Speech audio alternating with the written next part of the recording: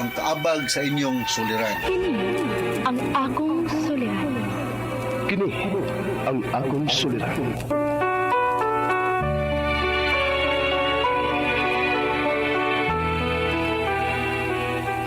Sa atong pagkaymugso ng kalibutan, gikalawaan at ang daan sa atong suliran. Ang suliran mo'y kabahin sa itong inadlang panginabuhian. Aba na doon ay suliran nga dili mo mapasan nga ikaw ra. Nagkinahanglan kag katabang aron sa pagsulbad ni ini. Nagkinahanglan kag kahayag na mo'y mulamdag sa imong unahuna. Ug tungod ni ini, natawag kini nga atong tulumanon nga naguluhan. Kini ang akong suliran. Kini ang akong suliran. Mga minugbong duwa nga matapos lang sa usa ka hugna. Mga kinutlog gikan sa mga suwat sa mga minahal namong tigpaminaw. Busa kung aduna kamoy suliran nga naggumon karon sa inyong galamhan. Suwata ka na og ipadala ning atong tulumanon. Kini ang akong suliran. Aron kabuhatan ka na og duwa sa kahanginan og pagatambagan sa mga bulawanong hunahuna. Kini ang akong suliran. Kini ang akong suliran. Sinumat ni Teresa Tirul Soria, ubos sa direksyon ni Ingrid Miss Iver Tudaso. Dalit kaninyo sa RMN Drama.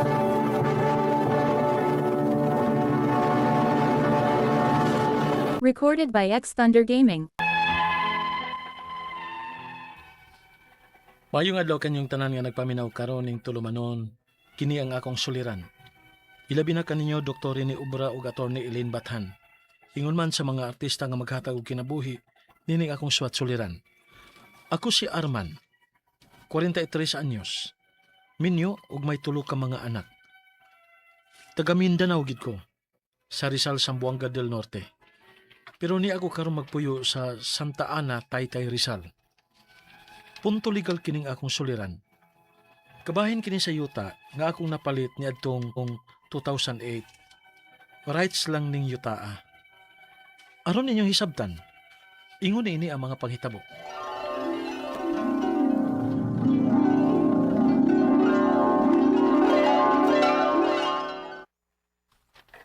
Man, nagsuldo na ka. Kaya abangan na po na to sa bahay. Oh, niya naman. Pero, kutasa man ang magsigig abang eh. Sayangan gikus kwarta nga iabang. May nalagunta to para konsumo na to. Ang saong naman taning lugar Kay ni amang ka din magtrabaho. Maibog lang ko sa mga kauban ba nga may ilan ng mga bayo ug yuta din eh. Kaya ang ilang sweldo, at tugid mahapakstanan sa ilang pamilya. Wa sila abang. Sige lang. Ampo lang ta.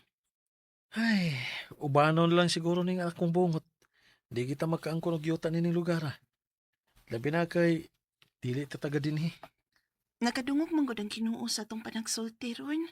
Sa atong mga panginahanglan. Maong ampo lang ta, Arman.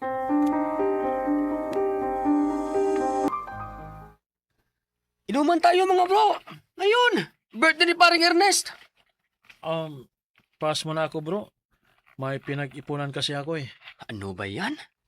Huwag puro trabaho bro. Kayo talaga mga Bisaya oh. Sobrang masisipag. May pangangailangan ng bro. Pasensya na. Oh, tumawag na si Mrs. Excuse mo na bro ha. Hello, Mia. Padung na ka uli. Oh, kaya nga naman. Dire na ta magsulti. Kay may baligya nga right sa yuta. Ha? Rights? Oo. Pagdali ka ni uli. Dire na ta magtiwas og sulti. Oh, sige, sige. Sige, padaw na ko. Di ba ko na delikado? Medyo lapokon ko no. Kay musaka ang tubig kung kusog ang uwan. Pero pwede ramasad ko no nga tambak kag yuta. Oh, ang butang ko ipasabot ba? O si ba itong kasiguruhan na ng yutaan nga rights naman ka na? Daga naman kunog nakapalit diha. Ug may mga nagbahay na sad og namuyo dito. Kuyawa na eh. Huwag mo din ay kasiguruhan ng yuta Pero barato raman sabkod. Unsa man sa ato ipalit gyud og yuta ron bi nga gamay pa masab na atong tinikom. Oo, hinoon sab. Ug Wa man sabti ikapatukod og dako gyud nga bahay ko dong. Bisan og iko lang gud tang makapuyo og dili na ta mga bang ba. O sige. Palitan ng yuta bisan rights lang. Unsa man na kadak-an ng luna 53 square meters ko no. Igo na lang mabayan dong. O sige, ato na paliton. Aron nga matukuran na to bahay. Aron di ta magsigig abang.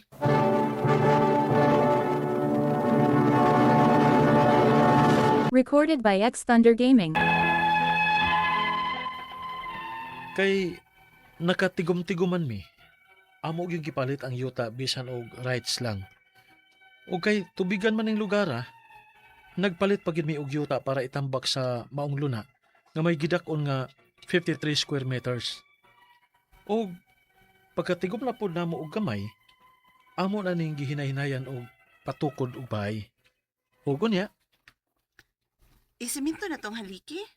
dapat lang. Kay tubigan ba ning lugar Kinahanglan gyud nga elevated gyud ang atong bahay. Sama tong usa nga to sa unahan tanawa. Tapagan nila ay. Simentado ang ilang haligi. Kay ug dili man gud simentohon na malata ang haligi Mausap. May gikontak na ko nga motrabaho sa atong bahay. Ug nang nagkaistorya naman mi sa mga gastuhan. Sa weekend, pag ko'y trabaho, mutabagon niya kong panday aron nga makasave tas bayranan.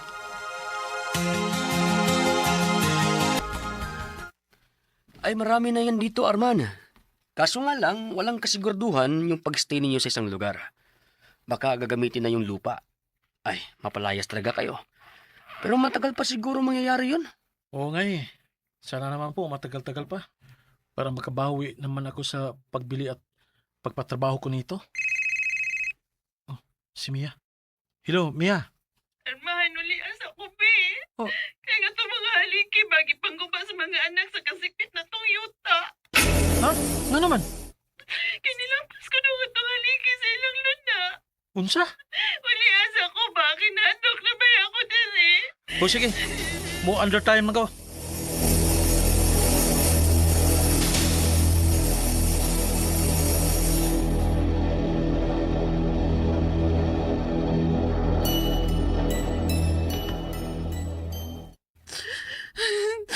Tanawa ito mga haliki. Ilang gipamutol. Gipangmasukit nila. Ginoo ko. Ang atong gastuan na taon. Ug basig kung saon ta nila kay kasuhan gud bayat ako no nila. Kita na hinoy kasuhan. Ngiga god. I-report na sa mga pulis. Hindi kami mangingialam dyan kasi wala namang pong sugatan. Di po ba? Unya na di mo mangialam kung may masamdan.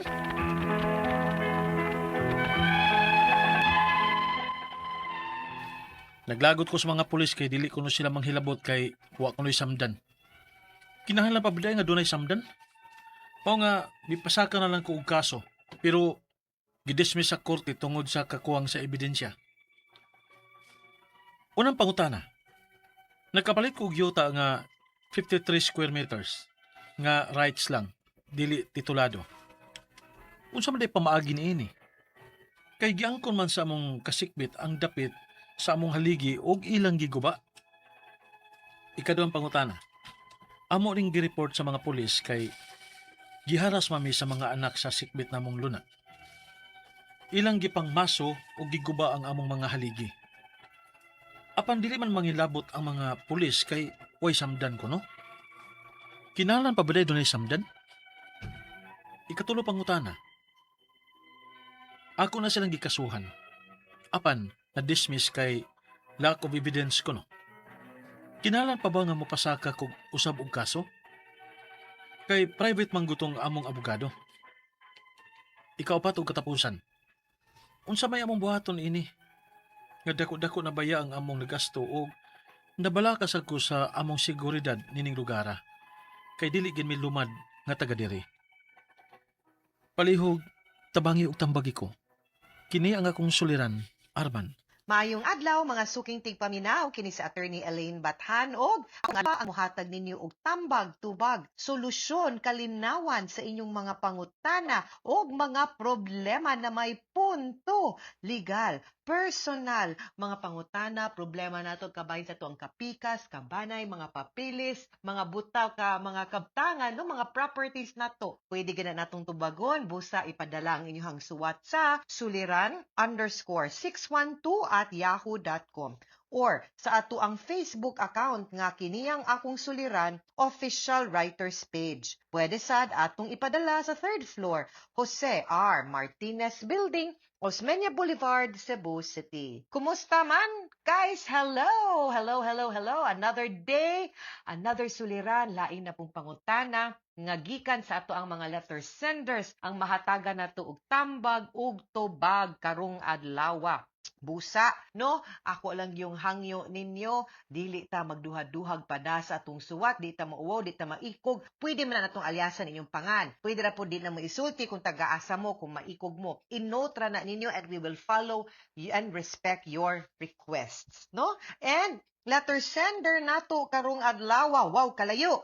From Rizal, Zamboanga del Norte. Pero naa na nagpuyo karon sa Santa Ana, Taytay, Rizal. And of course, Surco. Para maminaw ni siya sa atua o wa man gani signal dito sa radyo dito, no? Pwede gud man na niya mapaminaw sa Facebook account or sa ato ang YouTube. Busa, a big shout out and a big thank you sa tanang mga naminaw nato pinaagi sa atong YouTube channel o sa Facebook accounts nato. I am very sure daghan kaayo nga outside, no, sa Visayas ug Mindanao ug sa laing-laing parties kalibutan nga padayong maminaw nato pinaagi anang duha, no, ka medium sa pagpaminaw. Grabe gud ang internet, guys. Magamay ang atong kalibutan, but I always remind you, let us be responsible netizens. Meaning, ang paggamit na to sa mga social media accounts o sa internet, we should use it to make our lives better and easier, not bitter. Na, di na to gamiton sa bati, no? Ang Facebook ug ang internet or ang social media, no? Kabahin sa katungod, no, sa yuta ang iyang gustong mahatagan og tubag nga paminaw man nato sa drama nga naa sila'y natigom kwarta, and of course gipalit nila ang yuta bisan ang iyang ingon rights ra kay tubigan man ang lugara. Unya nagpalit gani sila yuta para tambakan kuno tong maong luna, and then mga 53 square meters to, no, ang ilang balay nga dito sa ang yuta niya naghinay-hinay sila patukod, no. Karon nagka-problema man sumuna ning iyang pangutana. Sa iyang nakapalit siya yuta kuno, no, nga 53 square meters nga rights lang, dili titulado. Unsa man di ay pamaagi ani. Kay giangkon man sa among kasikbit ang dapit sa among haligi ug ilang giguba. Okay. Kaning rights, kumingong kag rights, I understand it's most likely kumingong kag tubigan basis drama kaganina. This may refer to a foreshore land nga dili siya pwede nga mapanag-iya sa usa ka pribado nga individual or tao. Nga naman, kanang foreshore, kana nang mga naa sa may, kana ganing submerged nga usahay kung mo high tide or musakang tubig matabunan siya or nanadapit sa dagat or daplin sa dagat. Di man na siya pwede matituluhan because ang tag-iya ana ang state, no? It is inalienable and it cannot be disposed, no? Ang kana siya nga property. Pero tungod ka ang tag-iya ana gobyerno, pwede siya maka-grant og foreshore lease or katungod nga moabot for a certain period of time to individual who will be the foreshore lease applicant. Unya, siguro matagaan siya katungod ana iya sigurong gibaligya dito. Pero honestly speaking, di ta ganin na nimo itambak kay mura man kag kung imong gibuhat ka na mura kag nagreclaim, no, small time nga reclamation area imong gigamit. Di ta biya na allowed, no? So galibog kung kinsa man puy nangangkon ana kay foreshore man na utro pud tong way katungod kay grant ra man pud na. Ikaduhang pangutana amo ning gi-report sa mga pulis kay giharas man mi sa mga anak sa sikbit na mong yuta. Ilang gipang maso og giguba ang among mga haligi. Apan di man manghilabot ang mga pulis kay walay samdan na niyabag. Kinahanglan bang may masamad? Of course not, no? Life, liberty, and property. duty. Mauni ato ang mga katungod nga angay protektaran sa pulis ang atong kinabuhi, ang ato ang kaugalingon, ang ato ang katungod nga makagawas-gawas and go out freely without fear ug ang ato ang mga kabtangan. Ang kanang imong balay regardless of unsay nature ana, rights ra ba na siya? Basta kay imuhan ng abod ug imuhan ng gipuy-an, property na nimo nga dapat pud protektaran pud unta sa pulis. Ikaduha, no? Ikatulo niyang pangutana, dili tag angay mo ikatong kabayin sa iyang ikaduhang pangutana ha. Dili man ingon kay abi unya natamuliw kung nagkadugo, dili in town, uy, sayop ang pulis dihang dapita kay nganog na imangawat. Wa may samdan ana, nganong moadto mang pulis, nganong manawag man tag pulis, be, di ba? Og naay naglimnibakay din ha, nagsininggitay lang, or naay nagbidyoke, makatawag man ganit tag pulis dihang dapita, wa may samdan diha. No, so sayop tong pulis ngano to siya. Di lang ganahan siguro manginlabot nagtinapulan og unsa ba. Singan kaning pulis ang giadto ngadto, nganong wa man mutabang. Ikatulong pangutana, ako na ni silang gikasuhan. Apan, na-dismiss kay lack of evidence. Kinahanglan ba nga mupasaka kung usab og kaso?